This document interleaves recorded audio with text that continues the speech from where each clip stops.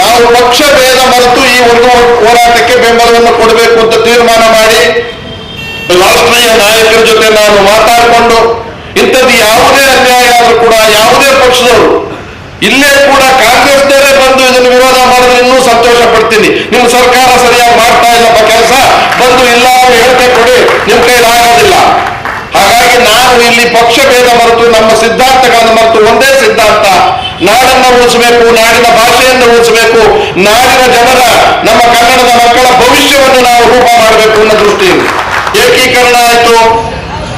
ದೇವರಾಜ ಅರಸು ಅವರು ಕರ್ನಾಟಕ ಅಂತ ನಾಮಕರಣ ಮಾಡಿದ್ರು. ಕನ್ನಡ ಅಭಿವೃದ್ಧಿ ಪ್ರಾಧಿಕಾರ ಇದೆ, ಕನ್ನಡ ಸಂಸ್ಕೃತಿ ಇಲಾಖೆ ಇದೆ, ಬೇಕಾದಷ್ಟು ಇಲಾಖೆಗಳಿದ್ದಾವೆ. ಯಾವುದೇ ರಾಜ್ಯದಲ್ಲಿ ಭಾಷೆಯ ವಿಚಾರವಾಗಿ ಹೋರಾಟ ಮಾಡಬೇಕಾದ ಅಗತ್ಯ ಬಂದಿಲ್ಲ. ಭಾಷಿಕರ ಪರವಾಗಿ ಹೋರಾಟ ಮಾಡಬೇಕಾದ ದುಸ್ಥಿತಿ ಕರ್ನಾಟಕಕ್ಕೆ ಬಂದಿದೆ ಅಂದಾಗ ನಮ್ಮಲ್ಲಿ ದುರಭಿಮಾನವೂ ಇಲ್ಲ, ಸ್ವಾಭಿಮಾನವೂ ಇಲ್ಲ. ಜನಗಳಲ್ಲಿ ಮತ್ತು ಅಧಿಕಾರಿಗಳಲ್ಲಿ, ಸರ್ಕಾರದಲ್ಲಿ ನಿರಭಿಮಾನಿಗಳಾಗಿದ್ದೇವೆ. ಅದರೊಳಗಾಗಿ ಸರ್ಕಾರಗಳು ತಮ್ಮ ಅಸ್ತಿತ್ವವನ್ನು ಉಳಿಸ್ಕೊಳ್ಳೋಕ್ಕೋಸ್ಕರ ಸಂದರ್ಭ ಬಂದಾಗ ಸಮನ್ಯಾಶ್ರಿತ ಅನುಕೂಲಗಳನ್ನು ಹೇಳ್ತಾರೆ. ಇದು ಹೇಳಿದ ಮೇಲೆ ಎರಡು ವಿಚಾರ ಹೇಳ್ತೀನಿ.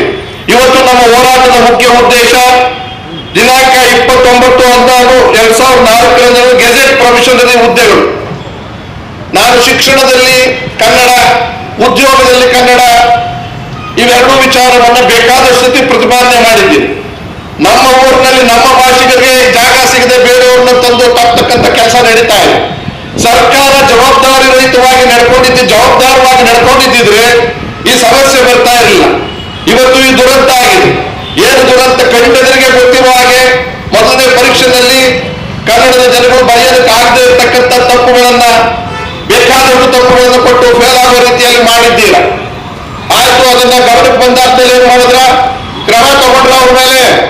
ಯಾವುದೇ ಕಾರಣಕ್ಕೂ ತಪ್ಪುಗಳು ಆಗಬಾರದು, ಭವಿಷ್ಯದ ಜನಗಳ ವಿದ್ಯಾರ್ಥಿಗಳ ಮತ್ತು ಯುವಕರ ಭವಿಷ್ಯ ನಿಂತಿದೆ ಅಂತ ಗೊತ್ತಿದ್ರು ಕೂಡ ಅದನ್ನ ಮಾಡಿದ್ರ. ಅದಕ್ಕೇನೋ ಸರಿ ಒಪ್ಕೊಂಡ್ರ, ಇನ್ನೊಂದು ಪರೀಕ್ಷೆ ಮಾಡಿದ್ರ. ಅದಕ್ಕಿಂತ ಜಾಸ್ತಿ ತಪ್ಪುಗಳು ಮತ್ತು ಸಾಮಾನ್ಯವಾಗಿ ಪಾಸ್ ಆಗಕ್ಕಾಗದೇ ಇರ್ತಕ್ಕಂಥದ್ದು. ನಿಮ್ಮ ಉದ್ದಟತನ ಸರ್ಕಾರ ಎಲ್ಲಿವರೆಗೂ ಬಂದಿದೆ?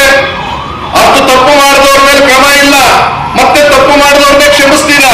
ತಪ್ಪಿಗೆ ಒಳಗಾಗಿರೋರಿಗೆ ಶಿಕ್ಷೆ, ಮತ್ತೆ ಪರೀಕ್ಷೆ ಇಲ್ಲ, ಮತ್ತೆ ಇವ್ರೇನಾದ್ರೂ ಚಿಂತೆ ಇಲ್ಲ. ಈಗಾಗಲೇ ಮತ್ತೆ ಒಂದು ಮೇನ್ ಎಕ್ಸಾಮ್ಸ್ಗೆ ತಯಾರಿ ಮಾಡಿದ್ದೀರ.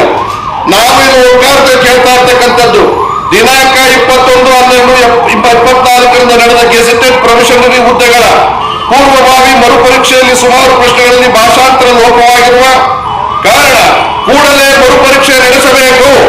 ಇಲ್ಲವಾದಲ್ಲಿ ಪೂರ್ವಭಾವಿ ಪರೀಕ್ಷೆ ಎದುರಿಸಿದ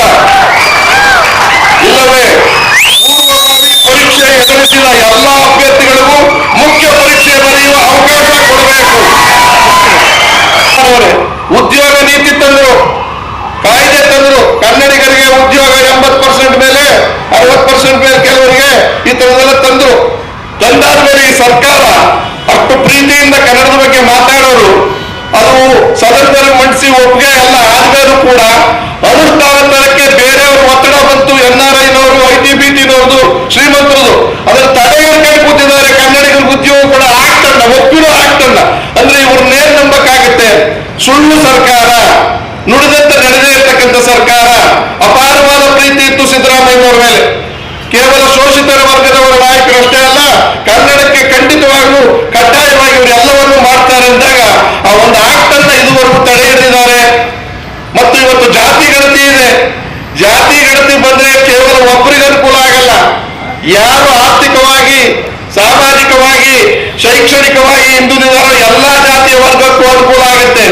ಮುಖ್ಯಮಂತ್ರಿಗಳೇ, ನೀವು ಕೈಲಾಗದ ಮುಕ್ತಿ ಅನ್ನೋದಕ್ಕಿಂತ ಅಧಿಕಾರ ಆಸೆಗೋಸ್ಕರವಾಗಿ, ಅಸ್ತಿತ್ವಕ್ಕೋಸ್ಕರವಾಗಿ ತಲೆಬಾಗ್ತಾ ಇದ್ದೀರಲ್ಲ, ಅದು ದುರಂತ. ಅದನ್ನು ಖಂಡಿಸ್ತಾ ಇದ್ದೀವಿ. ಇವತ್ತಿನ ದಿವಸ